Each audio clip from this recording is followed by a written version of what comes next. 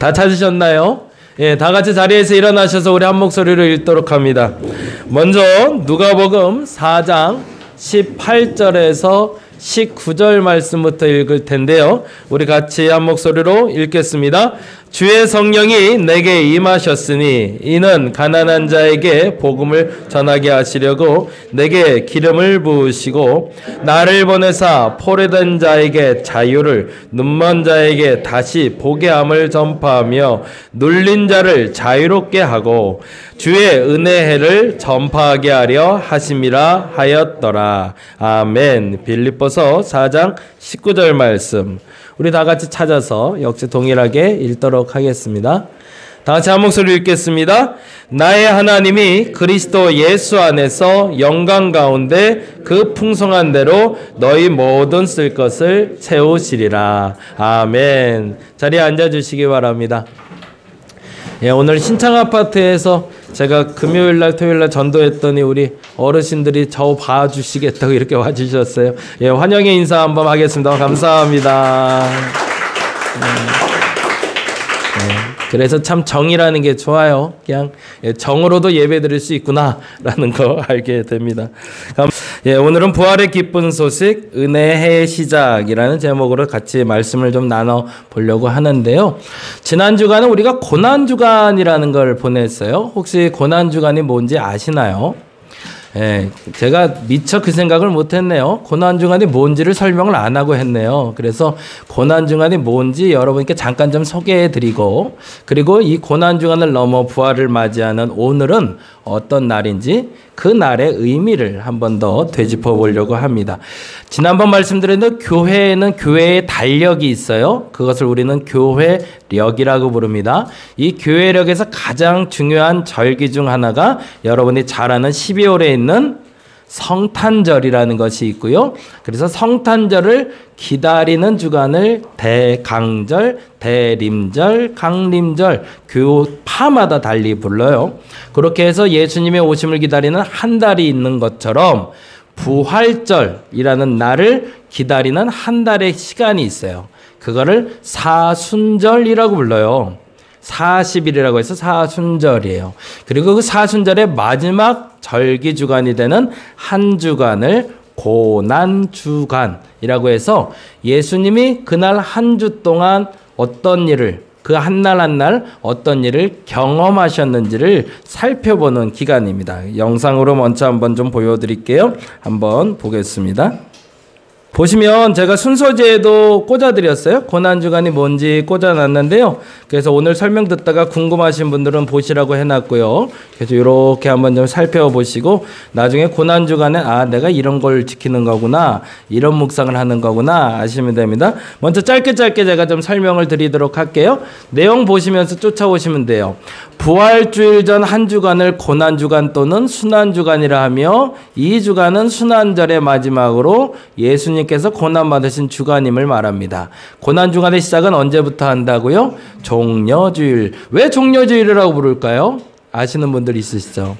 그날 예수님께서 예루살렘에 입성하실 때 사람들이 종려나무 가지를 흔들었대요. 그래서 옛날에 주일학교 아이들 우리 종려주를 가르칠 때 막 종려나무 이렇게 막 만들어놔서 그 앞으로 쫙 들어오게 하는 그러한 것들도 해봤는데, 네, 그래서 이 종려주일이라는 이름이 붙게 됩니다. 새록새록 기억나시는 분들이 있을 것 같아요.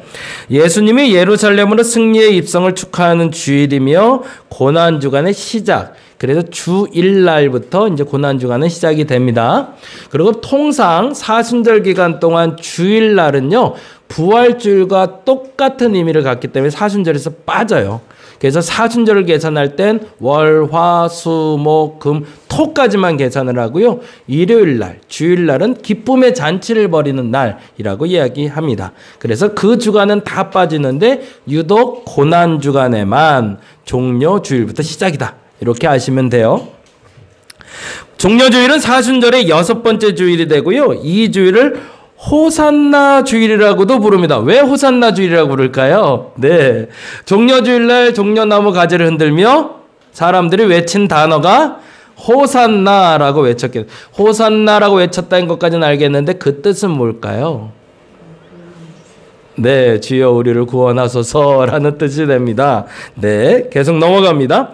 조금 이제 다른 의미까지 한 가지 더 설명을 드리면, 종려주일과 관련된 이전의 고대교회라는 건 예전에 초대교회부터 300년 전까지를 고대교회라고 부릅니다.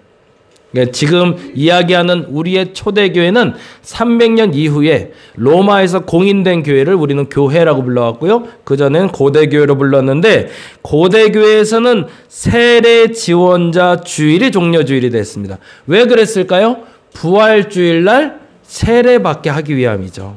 그래서 전주에 세례 지원자 주일이라고 불러서 부활절에 세례를 받기 위해 행하는 지원자들의 준비와 관련되어 있는 주일이 됩니다.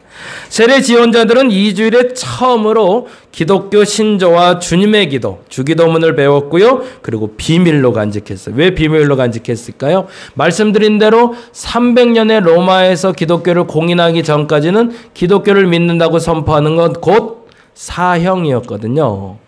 그래서 그때부터 내가 예수 믿기로 작정한 신분증을 받는 날이기 때문에 그날 배운 것, 그리고 그날 세례받는 것은 비밀로 붙여왔던 겁니다. 그런 의미로 보자면 종려주일이 우리가 지키는 것과 고대교회가 지키는 건 의미가 완전히 달라지겠죠. 그때는 생명을 각오한 믿음의 선포가 되는 날입니다. 그래서 사람들에게 우리는 요즘 그게 자꾸 혼돈이 돼요. 예수 믿는다, 교회 다닌다. 근데 정확히는 구원 받았는가까지 물어보면 여기서부터 질문이 애매해져요. 교회는 다니는 건 확실해요. 예수 믿는다고는 말을 해요. 근데 한 번 더 물어보는 거죠. 집요하게. 근데 구원은 받았습니까? 천국 갈 것 같아요? 라고 물어보면 지금 일반 기독교인들이 이 말이 좀 어려워요. 왜 그럴까요? 우리가 세례 받을 때, 그리고 우리가 예수에 대한 신앙을 고백할 때 사실은 대강 건성으로 했거든요. 거기에 큰 의미를 우린 부여하지 못했거든요. 근데 고대교회는 어땠을까요? 이 느낌이 굉장히 강했겠죠. 왜? 생명을 담보로 세례받는 건데. 그래서 이 느낌을 알고 나서 저도 사실은 그랬어요. 세례를 다시 받고 싶다. 그러면 구원의 확신에 대해서 물어보지 않아도 내가 알아요. 난 세례받았다라는 말이 나는 생명 내놓고 예수 믿기로 작정한 사람이라는 뜻이거든요. 그러면 구원에 대해서는 우리가 당당하게 말할 수 있겠죠. 혹여 어렸을 때 받아서 모르는 분이라도, 혹여 세례에 대해서 좀 애매하다 생각하시는 분이라도 여러분에게는 그것이 구원의 확신임을 여러분이 믿으시기 바랍니다. 그리고 그렇지 않다 할지라도 오늘 이 시간이라도 다시금 명분을 가지시기 바랍니다. 내가 구원받은 백성인 이유는 주 앞에서 내가 생명을 담보로 세례받은 사람이다 라고 고백하는 것이기 때문에 그렇습니다. 네, 조금 더 남아 볼게요. 이날은 왕으로 오신 예수님을 기쁨으로 영접하며 예수님의 고난 시작과 십자가의 죽음을 생각하며 정결하게, 우리는 그래서 금식도 많이 하긴 했죠. 일주일을 시작해야 되는 날입니다. 그래서 예전에는 금식 많이 시켰어요. 일주일에 한 번이라도 그날 한 날 한 날을 점심이나 저녁 금식을 하자라고 얘기도 했었죠. 이제 순서 들어보겠습니다.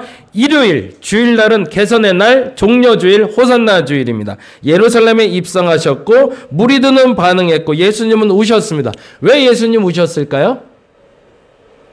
아시는 분? 막 나를 환영하는데 왜 울어요? 그때요, 예수님이 아셨어요. 저 성전이 얼마 있다 무너질걸요. 제가 여기서 설교하면서 다음날 우리 교회가 무너질 걸 알면 어떨까요? 마음이 기쁨으로 찬양하며 기도하며 설교할까요? 못하는 거죠. 저들은 환영하고 있지만 저들의 겉모습이 그날뿐임을 알고 계셨던 겁니다. 진솔함이 없음을 알고 계셨던 거예요. 그리고 그날 이후 얼마 되지 않아 예루살렘 성전이 무너질 걸 알고 슬피 우신 날이 이 날이 됩니다. 기쁨과 슬픔이 같이 한 날이죠. 월요일 날 무화과 나무를 저주하셨습니다. 요 얘기 아시는 분들 많을 것 같은데요. 어떤 얘기일까요? 예수님이 길 가다가 무화과에 열매가 없는 걸 보고 저주를 했는데 그 나무가 다음날 말랐더라라는 얘기가 나와요. 그리고 두 번째 성전 정화라고 얘기되어 있는데 여러분 잘 아시는 대로 채찍을 들고 예수님이 예루살렘 성전에 가서 장사하는 사람들의 장사치들을 둘러 엎은 이야기 기억하시죠? 예, 몰라도 그냥 아는 척 해주시면 됩니다. 그리고 나중에 아는 척 꼭 해주세요. 이날까지가 두 번째 월요일이 됩니다. 그 다음 화요일 날 어떤 일이 있었죠? 예수님의 권위에 대해서 질문합니다. 무슨 권위일까요? 네가 메시아가 맞냐? 너 정말 구원자 맞냐라는 질문을 받게 돼요. 그러자 경고를 하십니다. 어떤 경고? 두 아들 악한 농부 혼인잔치. 두 아들 비유 뭘까요? 혹시 아시나요? 탕자 얘기가 아니에요. 누구는 간다고 그랬다가 안 갔고요. 누구는 안 갔다고 그랬다 갔대요. 누가 옳은가를 물으시는 비유입니다. 누구 얘기를 하고 있는 거예요? 유대인들 얘기를 하고 있고 믿음 없는 자들을 얘기하고 있죠. 그리고 악한 농부와 혼인잔치 비유를 통해서 지금의 믿음이라고 말하는 거칠의 믿음을 버리지 않는 한 구원은 없다라는 선포를 하십니다. 그리고 지도자들과 논쟁하시고 예루살렘 멸망, 앞서 말씀드린 성전이 무너질 것을 말씀하시고 이때 뒤에서 움직이는 사람이 하나가 있었어요. 누굴까요? 가룟 유다가 반역할 준비를 합니다. 관련 본문은 이렇고요. 수요일 날 음모의 날이라고 그러는데 이날은 아무 일도 없어요. 태풍 전야처럼 정말 아무 일도 일어나지 않아요. 그게 더 무서운 날이죠. 뭐라도 있으면 좋겠는데. 목요일 날 우리가 세종 목요일이라 부르는 날입니다. 왜 그럴까요? 유월절 식사하시며 예수님이 제자들의 발을 씻겨주신 날로 기념하기 때문에 그래서 우리는 세족 목요일이라고 불러요. 최후의 만찬이 있었던 날이고요. 그 만찬의 연결고리가 지금 우리가 아는 성만찬이 되는 거고요. 예수님 마지막 고별 설교하고 중보기도 하신 날이 됩니다. 금요일 날 예수님이 잡히신 날. 그래서 블랙 프라이데이라는 단어를 쓰죠. 그 말은 뭐죠? 예수님이 죽으면서 그때 사단이 활개치던 날이라는 날로. 그래서 그날이 굉장히 어두운 날, 암흑의 날. 그래서 금요일 날을 순화의 날이라고 부릅니다.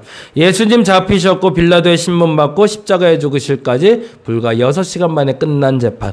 말도 안 되는 재판이죠. 토요일 날, 예배의 날, 역시 침묵의 날입니다. 아무 일도 일어나지 않아요. 근데 폭풍 전야와는 조금 다른 전야죠. 폭풍 전야는 암흑의 시작을 열었다면 토요일 날은 기쁨의 시작을 여는 날이 되는 거죠.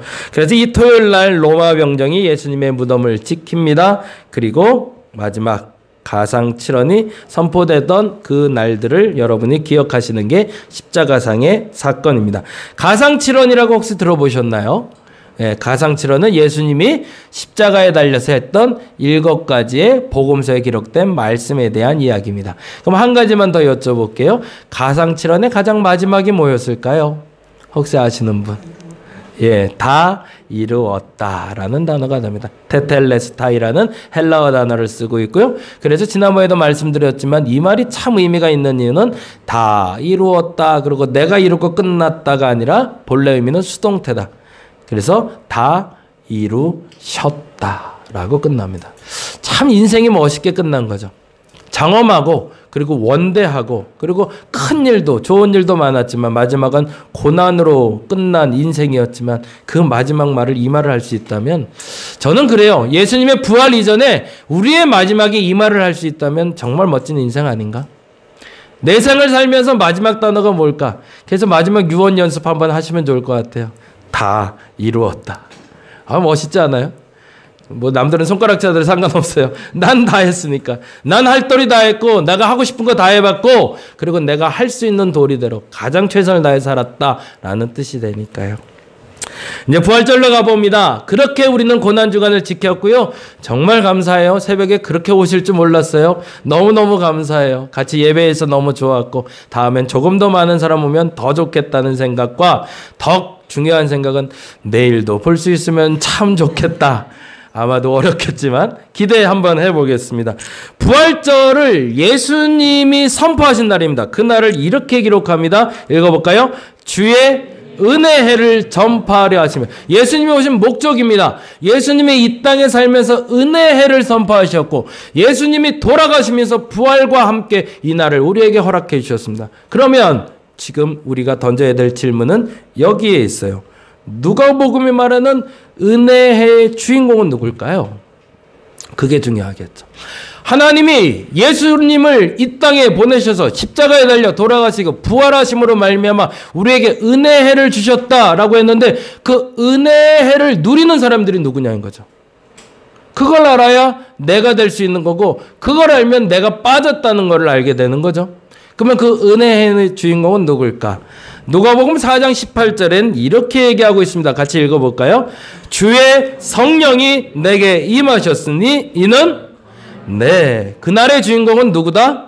가난한 자들이라고 되어 있어요. 오늘 본문을 찬찬히 보시면 참 재밌는데요. 어떻게 되어 있냐면 이런 식으로 설명이 됩니다. 18절과 19절을 같이 한번 읽어볼까요? 다시 한번 찾아보겠습니다. 여러분 성경으로 한번 찾아보세요.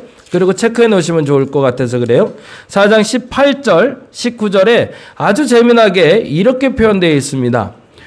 볼게요. 4장 18절만 같이 한번 읽어봅니다. 주의 성령이 내게 임하셨으니 이는 가난한 자에게 복음을 전하게 하시려고 뭐랬대요? 내게 기름을 부으시고 나를 보내사 포로된 자에게 자유를, 눈먼 자에게 다시 보게 함을 전파하며 눌린 자를 자유롭게 하고 라고 되어 있어요. 여기서 굉장히 중요한 단어가 가난한 자 안에 포로된 자, 눈먼 자, 눌린 자가 포함된다는 거예요. 동사가 하나라는 거예요. 예, 가난한 자에게 복음을 전한다라고 얘기할 때 이 가난한 자는 포로된 자고요. 가난한 자는 눈먼 자고 가난한 자는 눌린 자라고 표현을 했다는 겁니다. 그러면 다른 말로 뭐예요? 가난한 건 돈이 없는 가난함을 말하는 게 아니라 어떤 가난함을 말한다? 지금 이 표현대로 하면 포로된 것도 가난한 거고요. 눈먼 것도 가난한 거고요. 또 눌린 것도 가난한 거예요. 은혜의 해는 이 세 가지의 눌림에서 자유를 누리게 하는 게 은혜의 해라는 겁니다. 그러면 여러분은 어떤 사람들인지 한번 보세요. 이제 보겠습니다. 가난한 자들의 첫째 포로된 자는 절대적 가난을 얘기합니다. 다른 말로 말하면 자신의 의지와 상관없이 가난에 매몰된 사람들이에요. 가난을 수긍하며 받아들이는 사람들이야 가난을 포기하며 받아들이는 사람들. 삶에 의지가 없는 사람들을 얘기해요. 물질적으로도 마찬가지고요. 정신적으로도 이렇게 피폐해져 있는 사람들이 있어요. 우리가 소위 말하는 가스라이팅을 당하는 사람들도 그럴 수가 있겠지만 그들보다 더 격한 상황입니다. 예전에 제가 대신방이라는 거를 어느 대형교회에서 다닐 때 느꼈던 건데 사람을 만나서 신방을 하는 이유가 뭘까요? 그들에게 복음을 전해주고 위로해주고 힘을 얻게 하기 위해서잖아요. 근데 어느 한 집에 가서 1시간 반 동안 예배를 드린 적이 있어요. 그땐 제가 좀 젊어서 그랬나 봐요. 이 사람이 마음이 바뀌질 않는 거예요. 설교를 했는데 그건 남의 얘기죠. 그건 내 얘기 아니에요. 나한텐 그런 일 없대요. 아니 아무래도 목사가 그렇게 얘기하면 좀 수긍이라도 한번 해주지 계속 얘기하는데도 아니래요. 저는 그렇게 될 수가 없대요. 이 가난을 벗어날 수도 없고 문제가 나는 워낙 많은 사람이라 방법이 없는 사람이라는 거예요. 죄송하지만 가정이 되게 어려운 가정이었어요. 이혼 가정이었고 그리고 아이 하나 키우고 있는데 아이는 장애가 있는. 이게 모든 삶에 대해서 무너져 있다 보니까 그 삶의 의미를 찾기에는 포기된 삶을 살고 있었던 사람이죠. 근데 젊은 사람이라 화가 나는 거예요. 제가 젊은 목사라 이걸 한번 바꿔보고 나오시면 싶었다. 그래서 다른 건 모르겠어요. 다른 건 다 모르겠어요. 이 사람의 삶이 전격적으로 바뀌는 것까지는 못 보더라도 내가 당신님에서 된다는 소리 하나 듣고 나오겠다는 욕심이 생긴 거예요. 그래서 그 말 들을 때까지 찬송하고 기도하고 말씀 보고 찬송하고 기도하고 말씀 보고 마지막 나올 때 한번 해볼게요. 이 말을 하시더라고요. 그러고 한번 나온 적이 있어요. 절대적 가난에 사로잡힌 사람들이 있어요. 난 안 돼. 내가 뭘 돼. 해도 안 돼. 아니 좀 날 좀 건드리지 마. 나 원래 이렇게 살다 죽을 거야. 죽기를 원하는 사람들이 있어요. 그거를 절대적 가난에 빠진 사람들, 욕이 된 사람들로 하면 포로된 사람들입니다. 뭐예요? 상황에 포로된 사람들이죠. 포로됐다는 표현을 썼지만 다른 말로 하면 뭘까요? 포로로 잡혀가면 그 사람이 뭐가 돼요? 그 나라에서 노예가 되죠. 내 생각과 내 의지가 없이. 그래서 옛날에 노예를 말할 때 어떤 표현을 썼죠? 말하는 짐승이라는 표현을 썼습니다. 그 말의 뜻이 뭐죠? 그에게는 인격이 없다라는 얘기입니다. 말은 통하는 짐승 중에 하나고 잡아 죽여도 상관없고 살려도 상관없고 먹여도 상관없고 굶겨도 상관없는 존재. 근데 그렇게 해도 그 사람이 반항하지 않고 그렇게 살아가는 사람들, 그런 사람들이 절대적 가난에 빠진 사람들입니다. 두 번째 가난한 사람들, 눈먼 사람들이라고 얘기해요. 이 사람들은 상대적 가난에 빠진 사람들입니다. 다른 말로 하면 가난의 기준이 늘 상대적이에요. 난 늘 가난하대요. 아무리 봐도 가난하지 않은데. 할 거 다 하고 사는데, 먹을 거 다 먹고 놀 거 다 노는데 늘 가난하대요. 근데 보면 늘 비교해요. 이건 물질의 문제만이 아니에요. 삶의 문제도 마찬가지예요. 이런 사람들이 비일비재해요. 난 나이가 들어서 안 돼. 근데 나이가 들어도 되는 사람들이 있어요. 근데 내 생각에는 안 될 것 같다고 얘기를 해요. 상대적으로 난 다리가 좀 약해서, 상대적으로 난 조금 남들보다 가진 게 없어서, 남들보다 연습하다 보면 습관적으로 자꾸 치우쳐서 핑계가 많은 사람들이에요. 그런 사람들을 우리는 눈먼 사람들이라고 합니다. 그러면 눈먼다라는 건 뭘 보지 못하는 거예요? 남들은 보지만 나를 못 보는 사람이라는 거예요. 근데 정확히는 나의 뭘 못 보는 거죠? 나의 잘하는 것, 나의 멋진 모습을 못 보고 사는 사람들이 많아요. 대부분의 한국 사람들이 이런 분들이 많아요. 그래서 내가 없어요. 그리고 내가 잘하는 걸 잘 못해요. 그러다 보니까 누구를 쫓아가요? 아까 말했던 가스라이팅이 많은 사람들이죠. 이 사람들이야말로. 그냥 남들의 말에 쫓아가는 게 그냥 맞는 것 같고요. 그래서 늘 주눅 들어있는 사람들이죠. 절대적 가난하고는 조금 달라요. 그런데 이 가난도 역시 동일한 가난이라는 거죠. 여기까지는 여러분이 공감하실 수 있을 것 같아요. 근데 이런 분들이 또 하나 있어요. 지금 누구누구 얘기했죠? 포로된 자, 눈먼 자 얘기했죠. 또 하나는 눌린 사람들이 있어요. 이런 사람들은 어떤 사람일까요? 한번 생각해봐요. 어떤 가난일까요? 이런 분들이 있어요. 의미적 가난을 사는 사람들이 있어요. 누굴까요? 목사들이에요. 남들이요, 목사는 가난해야 된다고 생각해요. 그래서 어느 목사님이 핀잔을 들었대요. 제가 섬겼던 한샘교회 임원근 목사님 얘기예요. 교인이 한 500명 정도 모이는 교회로 부흥이 됐어요. 어느 날 아주 작은 교회를 섬기다가 큰 교회가 됐어요. 누구를 폄하하자는 얘기는 아니에요. 근데 그분이 정말로 감사한 마음으로 계속 역시 대신방을 다녔대요. 근데 장로님 한 분이 따로 부르시더래요. 그러더니 정말로 그때 당시는 어려울 때입니다. 이분 이제 은퇴하신 지 오래되신 분이에요. 간장 종지랑 밥 한 공기를 내오시더래요. 신방 왔는데. 그리고 드시라고 그러시대요. 그때 당시에 나이가 이제 40대 젊은 목사님이셨고. 그러면서 드셔야 된다고 한대요. 그래서 말은 못했지만, 근데 그분 신방을 마치며 나오면서 그 장로님이 그랬대요. 목사는 가난한 줄 알아야 된다고. 그리고 가난하게 살아야 된다고. 근데 그분이 거기서 박차고 나오셨대요. 그래서 교회를 다른 분에게 물려주시고 다시 개척한 게 한샘교회거든요. 그게 1971년 얘기예요. 그때 당시엔 다 어려웠으니까. 물론 그래요. 목사가 너무 많이 누리는 것도 죄예요. 그러면 안 되죠.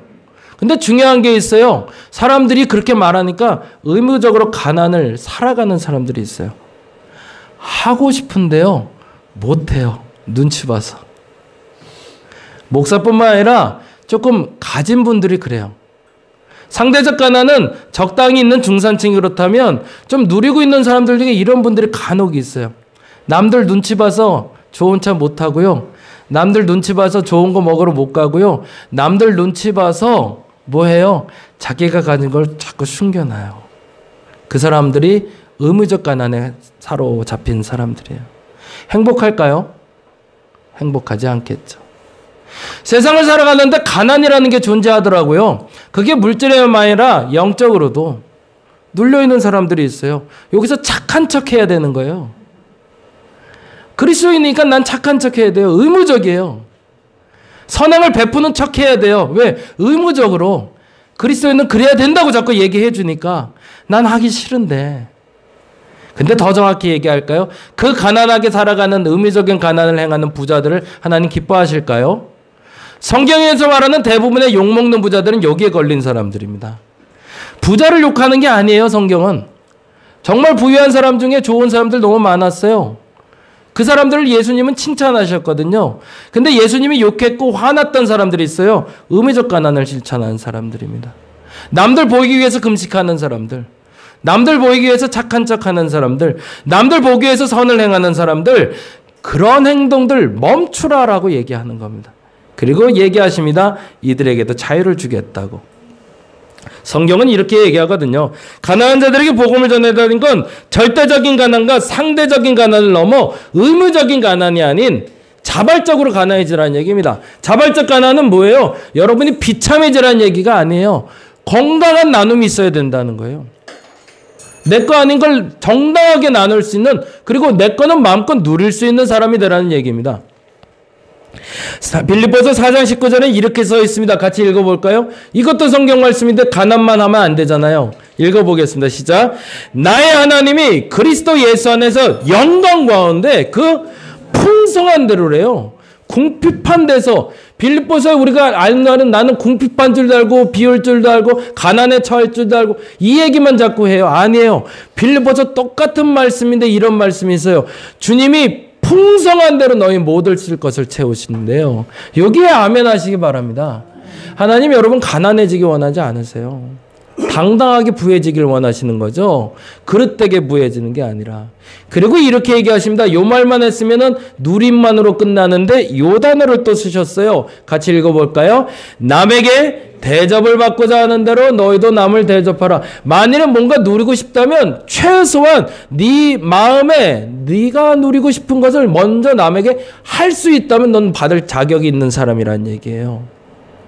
그것도 안 하면서 자꾸 받게만 하면 그건 구걸이죠. 그리고 이렇게 얘기하십니다. 같이 읽어볼까요? 주라. 그리하면 너희에게 줄 것이다. 그렇죠.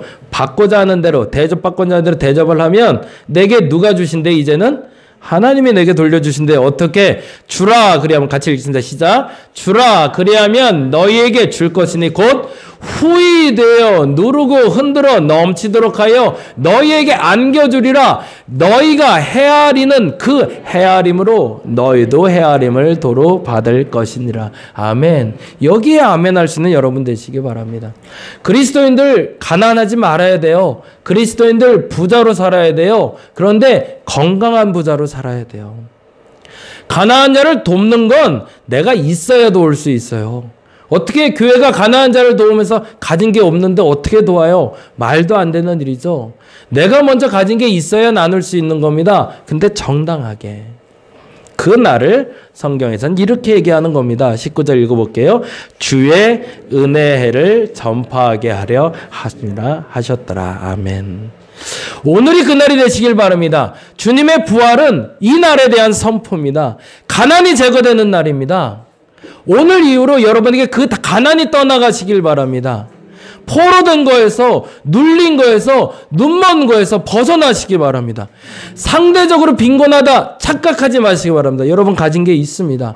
절대적인 빈곤, 다행히 여기는 없는 것 같아요. 그죠?